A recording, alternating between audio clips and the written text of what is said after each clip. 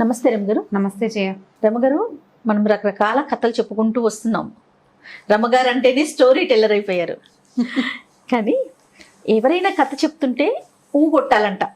ఈ మధ్య నేను విన్నాను, కథ చెప్పేవాళ్ళు కూడా మధ్యలో ఆపకూడదు, వినేవాళ్ళు కూడా మొత్తం వినాలట. నిజమేనా? తథాస్తు దేవతలు ఉంటారంటారు కదా జయ. తథాస్తు దేవతలు ఎక్కడ ఉంటారు? ఆకాశంలో. ఇప్పుడు కథలు వినేవాళ్ళు కూడా ఆకాశంలోనే ఉంటారు. ఆ కథని కొట్టమని ఎందుకు చెప్తారంటే, ఇప్పుడు కొడుతున్నాం అనుకో నిద్ర రాదు. కథలు సాధారణంగా ఎప్పుడు చెప్పుకుంటాము? పని పాట మానేసి మధ్యాహ్నాలు పొద్దున చెప్పుకోం కదా. రాత్రి భోజనాలు అయ్యాక పడుకునే ముందు కథ చెప్పుకుంటాం. ఈ పడుకునే ముందు రాత్రిళ్ళు కథ చెప్పుకునే విధానాన్ని ఫారినర్స్ అంతా కాపీ కొట్టి బెడ్ టైమ్ స్టోరీస్ కింద మార్చారు దాన్ని. రాత్రి పడుకునే కాపీ కొట్టేశారు. మనది అసలు ఇక వాళ్ళది కానే కాదు, వాళ్ళవి ఏవి వాళ్ళవి కదని మనమే మన దగ్గర నుంచి పట్టుకుపోయారు, మనం మర్చిపోయాం, వాళ్ళు వాడేసుకుంటున్నారు. పైగా బెడ్ టైమ్ స్టోరీ అనేది చాలా ఇంపార్టెంట్ గా వాళ్ళు స్కూళ్ళల్లో చెప్తారు, తప్పకుండా చేయాలని. మనం చేసేవాళ్ళం ఇది వరకు. భోజనాలు చేసేస్తాం రాత్రి. ఎవరైనా పెద్దవాళ్ళు ఉంటే కథ చెప్తే మిగిలిన వాళ్ళందరూ కొడుతూ ఉంటారు. మధ్యలో ఏరా ఆగిపోయి కొట్టట్లా అని కొట్టిస్తారు. ఈ కొడుతూ ఉన్నట్టు ఉంటే చెప్పే వాళ్ళకి ఆసక్తికరంగా ఉంటుంది. మొదటిది. ఇప్పుడు కొడుతూ ఉంటే అంటున్నామంటే వింటున్నట్టే కదా, ఎంతో కొంత బ్రెయిన్ యాక్టివ్గా ఉండి కథ ఆశాంతం వింటారు. పాత రోజుల్లో ఏం చెప్పేవాళ్ళు అంటే, ఇళ్లల్లో పడుకునే విధానాలు కావు కదా జయ. వాకిళ్లలో పడుకునేవాళ్ళు, వాకిట్లో, పెరట్లో, తర్వాత ఏమో చెట్ల మధ్య, పొలాల్లో మంచల మీద అలా పడుకునేవాళ్ళు. ఈ కథ చెప్పేటప్పుడు ఒకడు కథ చెప్తుంటే ఆకాశంలో గాలిలో కొన్ని శక్తులు ఉంటాయని, అవి మనం చెప్పే కథని అవి కూడా వింటాయని చెప్తారు. ఇప్పుడు కథ ఆశాంతం వింటే కథ ఎండింగ్, కథ కంచికి మనం ఇంటికి అని చెప్తామా? ఈ కంచికని ఎందుకు చెప్తామంటే, ఈ వచ్చిన మన చుట్టూతా గాల్లో ఉన్న శక్తులు వింటున్నవి కంచి పేరెత్తంగానే వాటి దారిన వెళ్ళిపోతాయి. అంటే దేవస్థానం అనా? మరి అమ్మవారు శక్తిపీఠం కదా. శక్తి ఈ కథ కంచికి, మనం ఇంటికి అంటే మేము మా కథ అయిపోయింది, మీరు కంచికి వెళ్ళాలని సరుకులు వాటికి శాస్త్ర జరుగుతుంది, అందుకని వాటి దారిన వెళ్ళిపోతాయి. అందుకని ప్రతి కథకి వెనకాల కథ కంచికి, మనం ఇంటికి అని చెప్తాం. దీంట్లో ఒక విశేషం ఏముందంటే, ఆధ్యాత్మిక విశేషం. ఇలా మన ఏ కథనైనా కంచిలో ఉన్న అమ్మవారికి కనుక తెలియచేస్తే మనని ఇంటికే పరిమితం, అంటే మన ఇంటి నుంచి దారి అటు ఇటు పోకుండా ఉండేలాగా ఆమె మన సంగతి చూస్తుందని పెద్దవాళ్ళు చెప్తారు. ఇది ఒకటి విధానం. ఈ కంచికి అని చెప్పంగానే దైవీ శక్తుల్ని కూడా మన ఎందు ఉన్నాయి అని మన చుట్టూతా గాల్లో ఉన్న వాటికి చెప్పడం కోసమే ఆ వాక్యాలు చెప్పేవాళ్ళు. ఆరు బయట కథలు చెప్పుకునేవాళ్ళు కదా. అయితే దీని మీద ఒక కథ ఉంది జయ, చాలా ఇంట్రెస్టింగ్ గా ఉంటుంది. ఇది చందమామ కథగా కూడా 60s లో కనపడుతుంది. 60, 70లలో 80ల్లో కూడా ఇలాంటి కథ ఒకటి ఉంది. యాక్చువల్గా ఇది బృహత్ కథల నుంచి తీసుకున్నారు. ఈ కథల గురించి చెప్దాం. ఒక ఊళ్ళోనట ఒక రాజుగారి అబ్బాయి ఉండేవాడు. ఒక రాజుగారికి ఒక కొడుకున్నాడు. వాడు చాలా పొగరుబోతు, తొందరగా నిర్ణయాలు తీసుకునే స్వభావం, చాలా అందంగా ఉండేవాడు. కానీ రాజుకు ఒక్కడే కొడుకు అవటంతో వాళ్ళు ఏం చేసేవాళ్ళు అంటే, వాడు నందంటే నంది, పందంటే పంది, వాడు ఏది అడిగితే అది చేసి, వాడు ఎలా బిహేవ్ చేసినా ఊరుకుని గారాబంతో చేసేవాళ్ళు. అయితే వీడు ఎవరితోటి స్నేహం చేసేవాడు కాదు. కొన్నాళ్ళ తర్వాత వాడికి తనలాగానే ఒకే ఒక కొడుకుండి, బాగా ఆస్తిపాస్తులుండి, తనలాగానే పొగరుపోతుగా లేదా అంటే ఇష్టారాజ్యంగా సంచరించే ఒక కుర్రాడు తగిలాడు. వాడు ఎవడంటే ఒక వైశ్యపుత్రుడు, ఒక వణిక్పుత్రుడు, అంటే వ్యాపారస్తుల తాలూకు కుమారుడు. వాడు చక్కగా ఒకటే పొడుగు, ఒడ్డు పొడుగు, ఒకటే రంగు, చక్కగా అందంగా మనుషులు బాగుండేవాళ్ళు.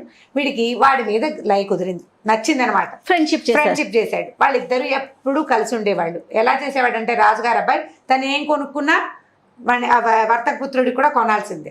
తన భోజనం ఏం వంట చేసుకుని వాళ్ళు తిన్నారో ఆ వంటను అక్కడికి కూడా పంపించేవాడు.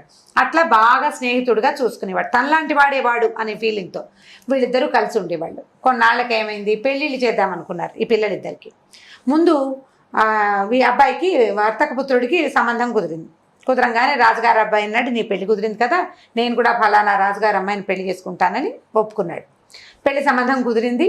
పెళ్లి సంబంధం కుదిరాక ఏమైంది, రాజుగారు అన్నాడు, అబ్బాయి రాజు కొడుకు అందరూ వెళ్ళిపోరు పెళ్ళికి, నువ్వు వెళ్ళి పెళ్లి చేసుకురా, స్నేహితుడితో పాటు వెళ్ళి పెళ్లి చేసుకురా, మేము ఇక్కడ ఉంటాము, నువ్వు తిరిగి వచ్చేసరికి స్వాగత సన్నాహాలు చేస్తామన్నారు. పాత రోజుల్లో అలా జరిగేవి, నాన్నలు ఉండక్కర్లా. ఈ మొత్తం జనాభా అంతా అంటే సైన్యము గీన్యము అంతా వచ్చేదన్నమాట. అయితే అప్పుడు ఏమైంది, ఈ రాజుగారి అబ్బాయి తన స్నేహితుడైన ఈ వ్యాపారస్తుడు కొడుకు, వణిక్పుత్రుడు రాజపుత్రుడు అంటారు, ఇద్దరు కలిసి ఏనుగు మీద బయలుదేరి పెళ్లికి మొత్తం వెళ్తారని వెళ్ళారు. మామూలుగా పెళ్లి రాజుగారి కుమారుడు వెళ్తున్నాడంటే మంది మార్బలం వాళ్ళు వీళ్ళు కొంత అంతఃపురం, ఆడవాళ్ళు సేవ చేయడానికి దాసదాసి జనం వీవన్లు విసిరేవాళ్ళు, వింజామర్లు విసిరేవాళ్ళు, ఛత్రాలు పట్టుకునేవాళ్ళు, తాంబూలాలు కట్టించేవాళ్ళు, భోజనానికి వంటకి ఇన్ని కావాలి కదా. ఈ గుంపు అంతా పోయింది మొత్తం. వెళ్తుంటే రాజుగారి అబ్బాయికి ఏంటంటే చిన్నప్పటి నుంచి పెంచిన దాది ఒకటి ఉంది. దాది అంటే ధాత్రి అంటారు, పాలు ఇచ్చిన తల్లి అనమాట. ఆవిడ్ని తనతో పాటే ఉంచుకునేవాడు ఈ అబ్బాయి. ఎందుకు? వీడికి రాత్రిపూట కథలు వినే అలవాటు, కథలు వినాలి. ఆ దాది ఏం చేసేది, చిన్నప్పుడు అంటే రాజకుమారులకి పాలిచ్చి పెంచేందుకు దాదులు ఉండేవాడు. ఇదంతా లోక సహజమైన సంగతి, అదేం ప్రత్యేకమైన కథ ఏం కాదు. తల్లులు ఇప్పుడు రాణులు ఉంటారు కదా, రాణులు ఉన్నా కూడా పాలిచ్చి పెంచడానికి కొంతమంది దాదులు ఏర్పరచుకునేవాడు. ఇవి పాత కథల్లో కనపడతాయి. ఈ దాదిని కూడా తనతో పాటు తీసుకుపోయాడు పెళ్లికి. ఎప్పుడు పడితే అప్పుడు పాలు ఎలా వస్తాయి రమ్మ గారు? అంటే ఇప్పుడు అలా పిల్లల తల్లుల్ని ఉంచుకుంటారు జయ. పిల్లల తల్లుల్నే ఈ రాజకుమారుడికి పాలు ఇవ్వడానికి అట్టు పెట్టుకుంటారు. ఇప్పుడు చిన్నతనంలో పాలిచ్చి పెంచింది, తర్వాత ఆ పిల్లాడు ఆ తల్లికి అలవాటై ఉంటాడు, ఖచ్చితంగా అలవాటు అయిపోతారు కదా. ఈ రాణిగారు ఉన్నప్పటికీ ఈ దాది అతనితోటే పాటే ఉండటం, అంత పిల్లాడికి అన్నం పెట్టడం, పిల్లాడికి అన్నం పెట్టడము, ఆ తర్వాత ఏమో ఆ పిల్లాడికి కావాల్సినవి చూడడం అలవాటై ఉంటుంది కదా. స్పర్శకి అలవాటు పడి ఉంటారు. ఆ దాదులు ఈ పిల్లలతో పాటే ఉండటం అనేది లోక సహజంగా జరిగే సంగతే. రాజకుటుంబాలు అది విచిత్రమైన కథలు ఏం కాదు, ప్రత్యేకమైన సంగతి కాదు, సహజంగా జరుగుతుంది. ఈ దాదిని కూడా తెచ్చుకున్నాడు. సరే ఏమైంది, మధ్యలో ఒక అడవిలో విశ్రమించారు. వాళ్ళు చాలా వెన్నెల రాత్రట. అయితే ఏమైంది, బాగా వీళ్ళిద్దరు కలిసి సరదాగా ఈ రాజకుమారుడు ఈ స్నేహితుడు తాగారు, ఏదో మద్యపానం చేశారు. కాస్త అంటే మదిర లాంటివి తీసుకుంటారు. తాగిన తర్వాత ఏమైంది, ఆ వెన్నెల్లో పడుకుంటే ఎంత బాగుంది, ఎంతో బాగుందని దాది కథ చెప్పవే అన్నాడు. ఈ దాది ఏం చేసింది, పగలల్లా ఏనుగు మీద ప్రయాణం చేశారు కుర్రాళ్ళిద్దరు, అలసటగా ఉంటుంది. అవి తాగిన మత్తు, కథ చెప్పు, అలవాటు మీద కథ చెప్పమన్నాడు. ఈడో పక్కన కూర్చుంది కొంచెం ముసలిది, కథ చెప్పడం మొదలుపెట్టేసరికి పిల్లవాడు ఏదో మదిరాది తాగి ఉన్నాడు, తిన్నాడు, తాగాడు, పగలు అలసిపోయాడు. వాడు కాస్త చల్లగా నిద్రపడ్డాడు, అండం మానేశాడు, నిద్రపోయాడు. ఎవరు అనకపోయేసరికి కథ చెప్తున్న దాదికి కూడా వెన్నెల, చల్లగాలి, అటవీ ప్రదేశం, దానికి కూడా నిద్ర వచ్చేసింది. ఆ ముసలమ్మకు కూడా అది కూడా ఆ మంచానికి తల అంచుకుని నిద్రపోయింది. ఈ వణిక్పుత్రుడు ఉన్నాడు కదా కుర్రాడు, వీడు మాత్రం రాజుగారి అబ్బాయి నిద్రపోతున్నాడు, వీడికి కాపలా ఉండాలని వాడు మాత్రం నిద్రపోకుండా మెలకుగా ఉన్నాడు. అటవీ ప్రదేశం నిద్రపోకూడదు, మెలకుగా ఉండాలి ఎవరో ఒకళ్ళు. ఇంతలో ఏమైంది, బయట నుంచి ఆడవాళ్ళు మాట్లాడుకుంటున్నారట. ఏమిటా అని వీడు వెళ్ళి విన్నాడు, చెవిటి పెడితే ఒక 5-6 ఆడవాళ్ళు ఉన్నారు. అందులో ఒక ఆవిడ చెప్పింది, దుర్మార్గుడు కథ చెప్తుంటే నిద్రపోయాడు, ఈ కథ ఎలా వింటాం మనం, వీడు చూసుకో, వీడి సంగతి చెప్తాను. వీడు లేచి ఇక్కడ ఒక హారం పెడతాను, ఒక వస్తువు కింద పడేసింది, ఈ హారాన్ని చూస్తాడు, అది తీసాడు, చచ్చాడే వీడి వల్ల కథ పోయింది అని శపించిందట. ఒక హారాన్ని పడేసింది. వీడు తెల్లబోయాడు. ఈ వింటున్న రెండోవాడు అక్కడి నుంచి రెండోదంది, పోన్లే అది తప్పించుకుంటాడేమో, ఒకవేళ ఆ హారాన్ని తప్పించుకున్నా అక్కడ ఒక మామిడి చెట్టు ఉంది, దాని నిండా మామిడి పళ్ళు ఉన్నాయి, వీడు కనుక ఆ చెట్టు కాయ కోసి తిన్నాడో చచ్చాడే, వీడి వల్లే మనం కథ వినలేదు. వాడు నిద్రపోకుండా కొడుతుంటే దాది కథ చెప్పేది కదా, మనం వినేవాళ్ళం, కథ వినివ్వలేదు వాడు, కాబట్టి రెండో శాపం వచ్చిందట. మూడోదంది, వీళ్ళిద్దరు ఈ రెండింటిని తప్పించుకుంటే వీడు పెళ్లి చేసుకోవడానికి వెళ్తున్నాడు కదా, ఆ గుమ్మం విరిగి వీడి నెత్తి మీద పడుతుంది, చచ్చూరుకుంటాడు అని మూడోది చెప్పించింది. నాలుగోది ఏమందంటే, సరే ఈ 3 తప్పించుకున్నా కూడా ఎవడైనా ఈ సంగతి విని నీకు చావుందని చెప్పాడో అప్పుడు కూడా చస్తాడు వాడు అని 4వది చెప్పించింది. మిగిలిన వాళ్ళంతా పొండే, వాడు చచ్చిపోవటం ఎందుకు, ఈ కథ ఇంకెక్కడైనా విందా, ఊరికే మీరు మీ శాపాలును, పదండి అని మిగిలిన ఆడవాళ్ళంతా వీళ్ళని వెళ్ళిపోయారు. విన్నాడు ఈ కుర్రాడు వినేశాడు ఇదంతా. విన్నాడు కానీ చెప్పకూడదు, చెప్తే ఎలాగో చచ్చిపోతాడు. సరే వీళ్ళు ఏంటంటే విద్యాధర కన్యకలు, అంటే రాత్రిళ్ళు సంచరించే వాళ్ళు అనమాట. వింటున్నారు, ఇప్పుడు వీడు కథ చెప్పుకుంటున్నారు, ఆ కథ వినడానికి కుతూహలంగా నుంచున్నారు. సస్పెన్స్లో ఆగిపోయింది కథ. కుర్రాడు నిద్రపోయాడు, దాది నిద్రపోయింది, కథ సస్పెన్స్ ఎట్లా పోతుంది? కోపంతో శపించారు. ఇలాంటివి జరుగుతాయని వద్దనేవాళ్ళు అనమాట. అక్కడి నుంచి ఈ కుర్రాడు ఏం చేశాడు, మెలకుగా ఉన్నాడు, రాత్రంతా నిద్రపోలా. తెల్లారి తయారుగా లేచేసరికల్లా ఇక మొహం కడుక్కున్నాడు. రాజకుమారుడు పదవై మన పెళ్ళికి వేళ అవుతుంది, బయలుదేరంగానే ఈ పటకుటీరం అంటే ఒక మన టెంట్ లాంటిది వేశారు కదా, టెంట్ బయటికి రాగానే ధగలాడుతూ ఒక రత్నహారం కనపడింది. అరే భలే ఉందే హారం అని పట్టుకుపోయాడు రాజు కొడుకు. ఈ వెనకాల ఉన్నారు ఫ్రెండ్ అన్నాడు, ఒరే బాబు అదేమిటి, అదేదో మాయో ఏదో అయ్యుంటుందిరా, వీళ్ళెవ్వరికీ కనపడకుండా మనకే ఎలా కనిపిస్తోంది, వద్దు దాన్ని ముట్టుకోబోక, మంచిది కాదని కర్ర పెట్టి తోసేసాడు దాని పక్కకి. తప్పించుకున్నాడు. ఇంకా కాస్త బయలుదేరితే ఓ చోట గున్న మామిడి చెట్టు నిండా పళ్ళే. ఎన్ని పళ్ళు? అయ్యేసరికల్లా రాజకుమారుడు అంటే ఏం కాపరా మామిడి పళ్ళు ఉన్నాయి కోసుకుందాం మామిడి పళ్ళ చెట్లను చూస్తే నువ్వు కోసుకురా అనరు, చెట్టు ఎక్కేద్దాం అనిపిస్తుంది. అది అట్లా ఆకర్షించేసరికల్లా పక్కన ఉన్న ఫ్రెండ్ అన్నాడు, ఓరు బాబు అదేం చెట్టురా, చెట్టు నిండా పళ్ళు ఉంటే ఓ పిచ్చుక లేదు, పిట్ట లేదు, చిలక లేదు, కోయిల్ లేదు, ఏదైనా ఉండద్దు, పైగా అంత నిండుగా పళ్ళేలా ఉంటాయి, కొన్నైనా చిలకలు కొట్టేయాలి కదా, ఇంత నిండు మామిడి పళ్ళ చెట్టు ఏ మాయ చెట్టో నమ్మద్దు, వద్దు నువ్వు ఆ చెట్టును ముట్టుకోబోక, ఈ కాయలు లేకపోతే పోయిందిలే అంటే ఊరుకున్నాడు. ఏమనుకున్నాడు, వీడు హారం కనపడితే తీసుకొనివ్వలేదు, మామిడి పళ్ళు కనపడితే కొయ్యనివ్వలేదు, ఏమిటి వీడి సంగతి అని మనసులో అనిపించింది. అక్కడి నుంచి ఏమైంది, సరే వెళ్ళిపోయారు. వెళ్ళిన తర్వాత ఆ రాజుగారి అంటే ఏ రాజుగారి అమ్మాయిని ఈ అబ్బాయి పెళ్లి చేసుకోవాలో వాళ్ళ ఇంటికి వెళ్ళారు. రాజు వెళ్ళేసరికల్లా ఏమైంది, రండి ఇదే పెళ్లి మండపం అని చూపించారు. ఈ పెళ్లి మండపంలోకి వెళ్ళబోతుండగా ఈ పక్కనున్న ఫ్రెండ్ ఏం చేశాడు, జబలు పుచ్చుకుని రాజుగారి అబ్బాయిని పక్కకి లాగేశాడు. ఈ పక్కకి లాగిన మరుక్షణం ఫెళ్ళమని ఆ గుమ్మం కాస్త విరిగి అక్కడ పడింది, తప్పించేసుకున్నాడు. అయితే ఇంకొక 4వ శాపం ఉంది, నేను మీకు ఇందాక కథలో చెప్పల. ఇప్పుడు ఈ 3 తప్పించుకున్నా కూడా వీడు భార్యతో కలిసి అంతఃపుర ప్రవేశం చేసినప్పుడు 100 తుమ్ములు వస్తాయి వీడికి. 100 సార్లు వీడిని చిరంజీవ అనాలి ఎవరైనా, ఒక్కసారైనా అనకపోతే వీడు చచ్చిపోతాడని 4వది శాపం పెట్టింది. 5వ శాపం విన్నవాడు చెప్పకూడదని మరి ఈ శాపం కదా మర్చిపోయింది. అక్కడి నుంచి ఏమైంది, ఈ పెళ్ళైపోయింది, గుమ్మం కూలిపోయింది వీడి మీద పడలా, రాజుగారు పోయి తప్పించుకున్నాడు. సరే ఇదేమిటి ఇలా కూలిపోయింది అనుకున్నారు, వేరే మండపం ఏర్పరిచారు, పెళ్లి చేశారు. పెళ్లి చేసిన తర్వాత పెళ్ళైపోయాక చీకటి పడింది. సాయంకాలం అమ్మాయిని అంతఃపుర ప్రవేశం చేయిస్తారు కదా, అమ్మాయి రాజకుమార్తె అంతఃపురంలో ఉంది.